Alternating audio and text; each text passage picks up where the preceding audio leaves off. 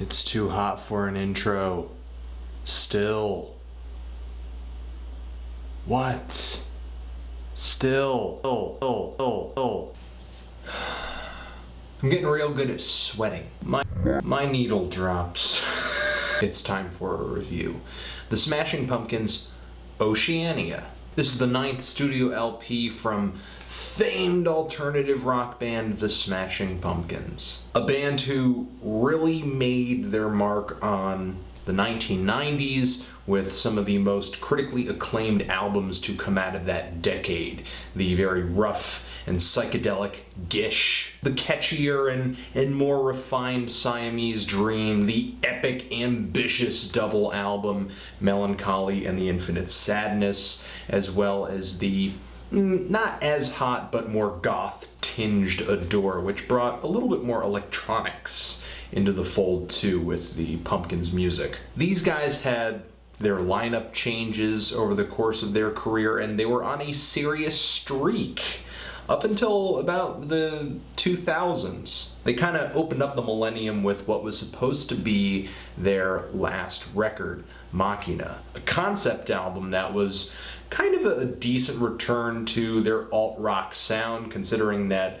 Adore definitely left them in a different spot when fans had last heard a studio album from them. In the early 2000s, death was definitely knocking on the Smashing Pumpkins' doorstep, and they just kind of called it quits. And then after years of side projects, solo efforts, in 2007, the Smashing Pumpkins decided to get back together with a different lineup. Billy Corgan was there, Jimmy Chamberlin was back on drums, and the band kind of seemed to return where they left off with a new album titled Zeitgeist. And when I say left off, I mean where Machina left off, which had its pros and its cons. There were definitely some moments on this LP that felt especially heavy, but the lyrics left a lot to be desired, even though they were kind of taking a surprisingly political shift in message. The guitars were so loud, but so just like muddy and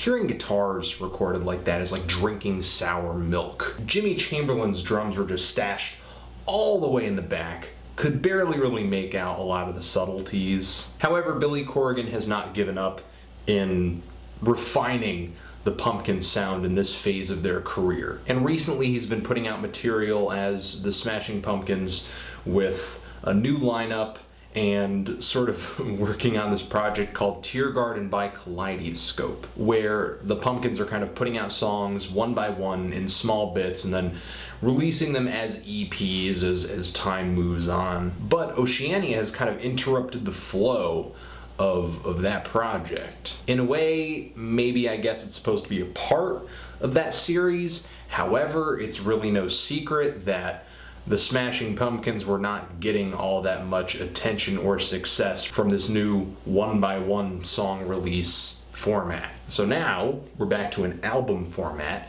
13 songs in one big bunch. And while the Smashing Pumpkins stylistically are not really at the forefront of much of anything anymore, they do sound good. On this LP, they avoid a lot of the older guitar tones and some of the older riffs. Something I don't really feel like they tried to do all that much on Zeitgeist, which, in addition to all the other issues, made it sound dated. Though slightly, I would say it's a loss of their trademark sound. This is kind of how you want the Smashing Pumpkins to feel in 2012. Now, I'm sure there are fans on the internet that are praising this record simply because the band has managed to put out a better album than Zeitgeist, and for sure that has happened. But I would argue that, you know, this album does function beyond that.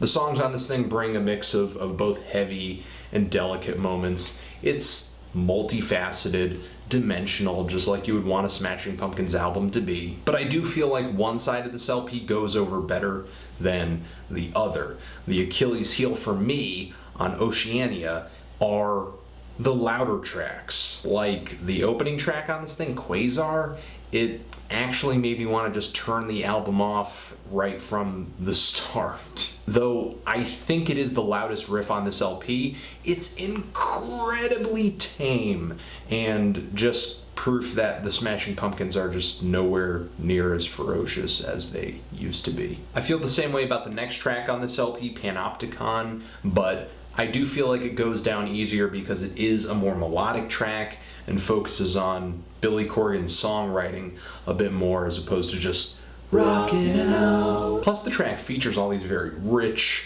just beautiful harmonized guitar leads that pop up on quite a few tracks on here, which really bring a very bright quality to this album, and just Smashing Pumpkins' sound and aesthetic on this LP in general, though there are still those moody spots that you would expect from a Pumpkins album. This thing is definitely feeling like a bright blue sky, totally cloudless, sun is shining, air is warm, there's a light breeze, kind of like that. It's like a brand new day. Those harmonized guitar leads get really hyped up and played at a faster tempo on the track Chimera toward the end of this album. And they get played so fast in just such a lively way that it feels like the Smashing Pumpkins are kind of playing pop punk. Like I said, just a lot of louder spots on here feel either just weak or a little too sugary. Where I think this LP gets great are the quieter moments. That's where Billy Corgan's songwriting really stands out, and you start getting those beautiful, just breathtaking, symphonic rock tracks that call back to some of the best moments on Melancholy. Songs like The Celestials, Violet Rays, My Love is Winter, One Diamond, One Heart. Those songs are all next to each other, and they're really quite the streak on this LP. Lots of moody hooks that just burst with heavy guitars and synthesizers. Lots of melody. Billy's voice sounds great. The acoustic break on My Love is Winter freaking rules. And sadly, after that, I kind of feel like this LP falls apart on the title track, Oceania. Billy Corgan's songwriting is great. There's a lot of changes in instrumentation, but then they try to drag it out to 9 minutes and kind of fall short in the process. There's a nice acoustic breakdown, but then it morphs into this synth rock part that doesn't really go anywhere and just kind of bows out, fades out before anything interesting really happens. It's really a letdown. It's kind of like being kicked out of a party. After the title track on here, I have a hard time describing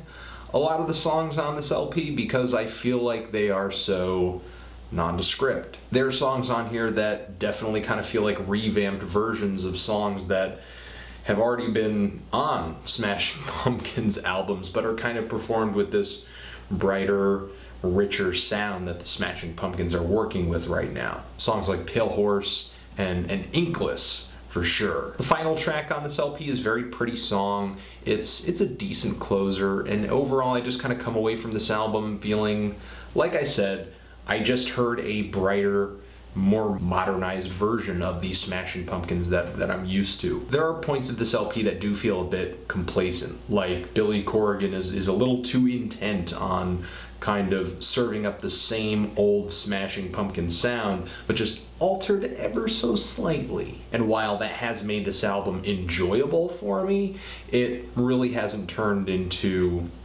love, I guess, all the way through. Because there are spots on here that do kind of feel like a formulaic bore. I'm kind of feeling a decent to strong 6 on this album, which I know, doesn't seem like that amazing, but I'm actually pretty happy about it considering I thought I was going to go into this album hating it.